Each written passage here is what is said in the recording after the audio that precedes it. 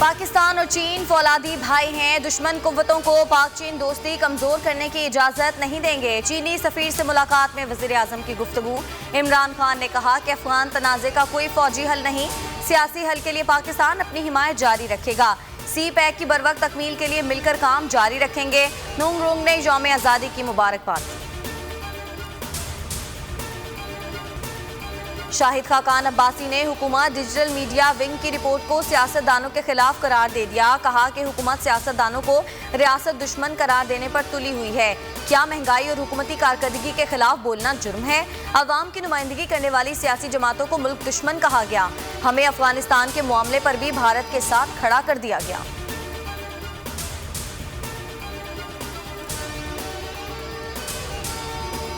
Technology और data से election को शफाफ बनाया जा सकता है। पहली बार ऐसा इलेक्शन कराएंगे जिसके नतायज सब कबूल करेंगे।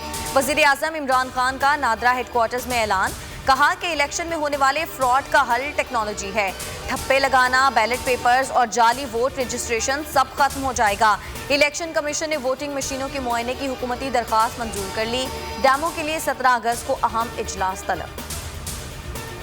पीपल्स पार्टी की हुकूमत के खिलाफ नई सफबंदी की पेशकश। लीगी पार्लिमानी पार्टी की अक्सरियत बिलावल भुट्टो की इन हाउस तब्दीली की तजवीज़ से मुत्तफिक।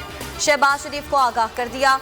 मौक़िफ़ अपनाया कि अवामी मसाइल पर हाथ धरे बैठे रहे तो अगला इलेक्शन भी हमारा नहीं होगा।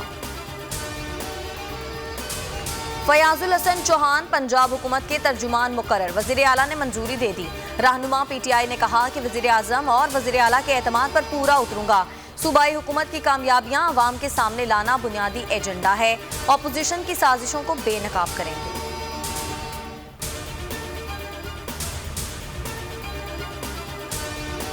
IMF $2.8 अरब इजाफी कर्ज दे रहा है। स्टेट बैंक के पास $18 अरब के ज़खायर मौजूद हैं। IMF से रकम मिलने के बाद ज़खायर तारीफ की बुलंद तरीन सतह पर होंगे। गवर्नर स्टेट बैंक रजा बाकिर की प्रेस कॉन्फ्रेंस। कहा कि पाकिस्तान की इकॉनमी अच्छी समत में चल रही है। रवा माली साल GDP ग्रोथ 5% तक रहने की तवक्को है।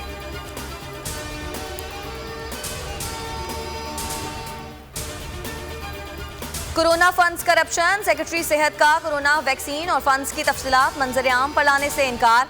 कहा कि ब्रीफिंग दी तो पाकिस्तान को वैक्सीन मिलना बंद हो जाएंगी। सेनेट कायमा कमेटी को इन कैमरा ब्रीफिंग की पेशकश कर दी। मुल्क में कोरोना की शरह 7.76%।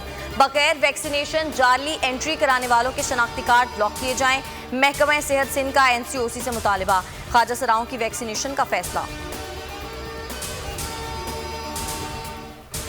इंग्लैंड क्रिकेट टीम का 16 साल के बाद पाकिस्तान का दौरा। तमाम मैचेस कराची से रावलपिंडी मुंतकिल। क्रिकेट सीरीज अक्टूबर में खेली जाएगी। T20 सीरीज का शेड्यूल जारी। पहला T20 मैच 13, दूसरा 14 अक्टूबर को खेला जाएगा।